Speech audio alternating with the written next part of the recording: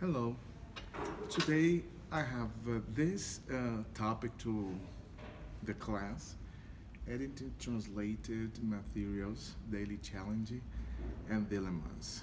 I worked at a publishing house, and this topic is very important for translators and people who work with language. So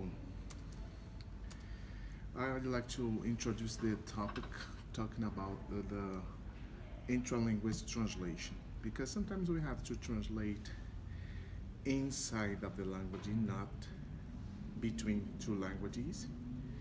And this concept is very important to understand how a text should be when we have a book published.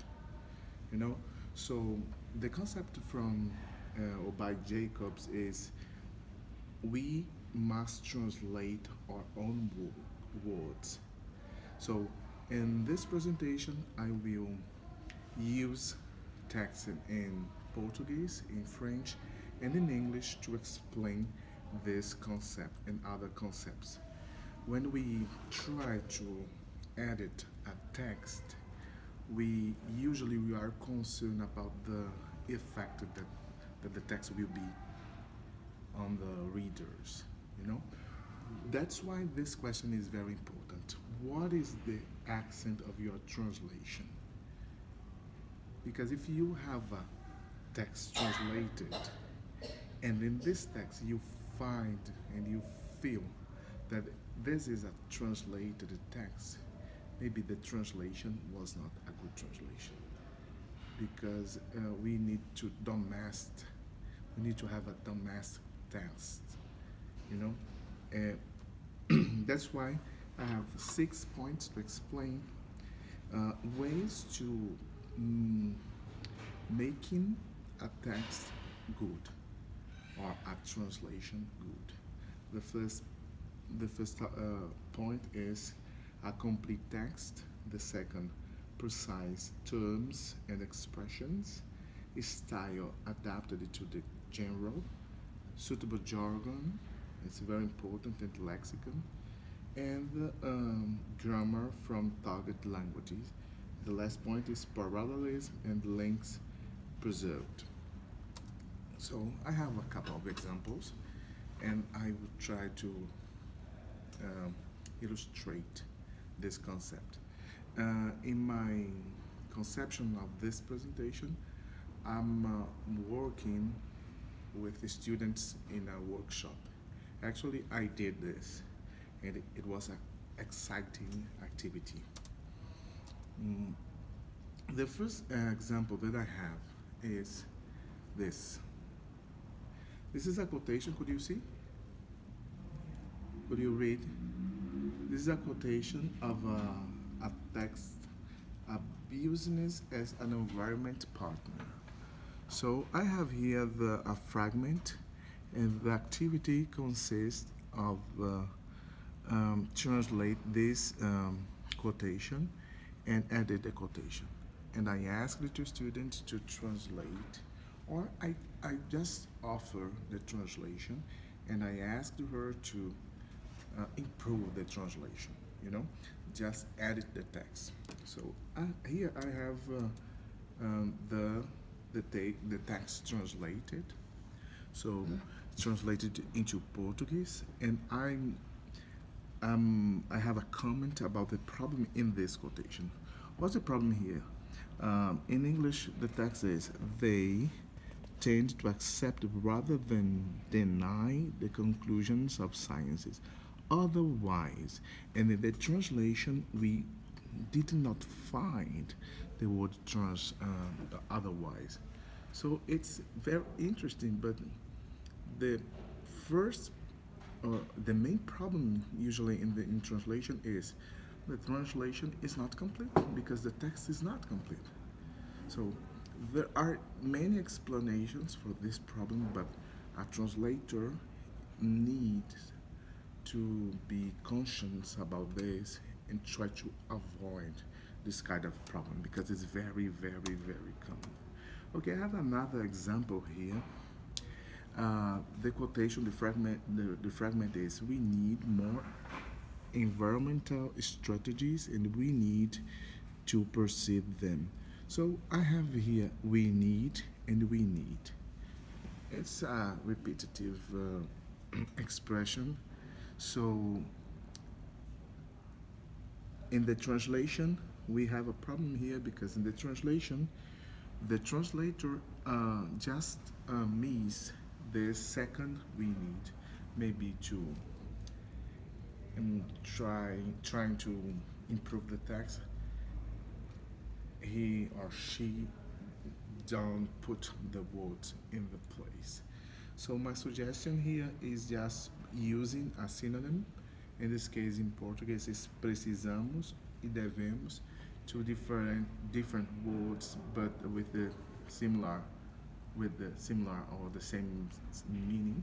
So in this way, we avoid to miss the idea present in the original text. Okay. So I have another example. In this case, it's not about uncompleted text, but about accuracy. It's very important for technical text.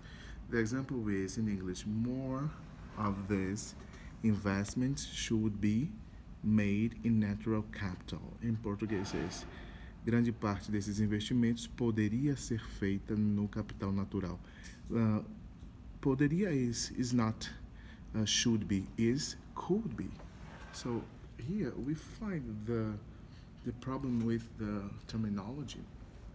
So we, as translators, we cannot confound certain words. In this case, should be and could be.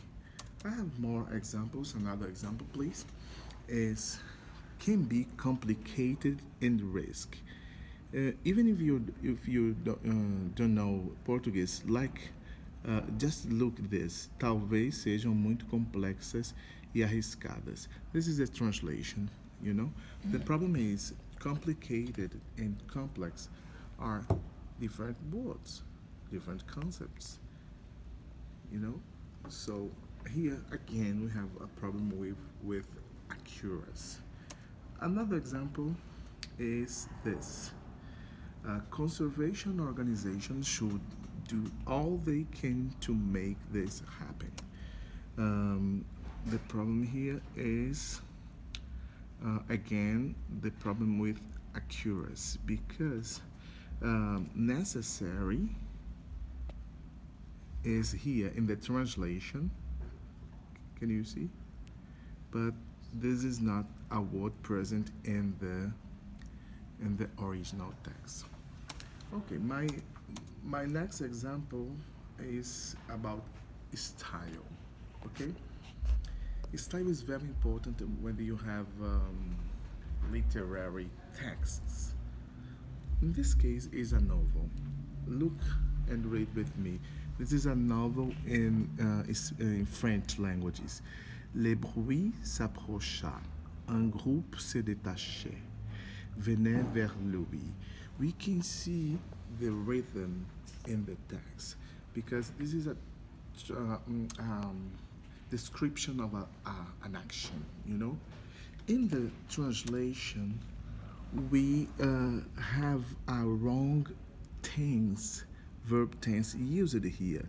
O barulho se aproximou because in French we have two tense to talk about the past, you know. The most usual tenses. So here it's about one finished or complete action. But in the text we know that it's about the process. So there is a different tense that we need to be used to express this aspect of the text, you know, because this is an action in progress. So here we have a suggestion. O barulho foi se aproximando. It's a way to recover, the meaning in the original text. And I have the last example, I guess, in French again, um, about lexicon. Uh, Depuis plus en heure, la plupart des hommes demeurent invisibles.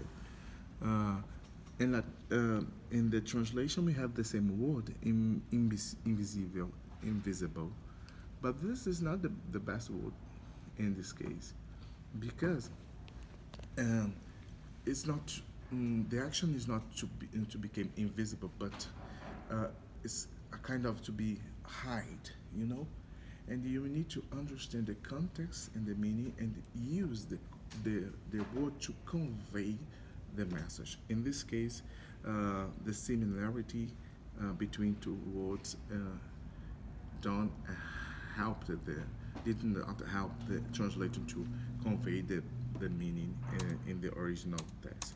So, because we don't have time, I'd like to finish explain that we need um, master well our mother language when you try to translate our text. We need to revise attentively more than on time because that's way in this way we can avoid certain problems and we can ask questions, look for help, and to be active to produce a good translation because it's a time-consuming work and invest continually in our education and develop our talent and creativity.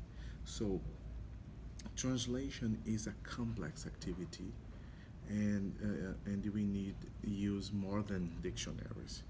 We need to analyze the text and we need to recover and retrieve the ideas in the original text, considering the context, considering the culture and other aspects, and try to recreate the text with the same flavor, with the same rhythm in the target language. So this is my topic for today. Thank you for your time. Oh, thank you. Thank you.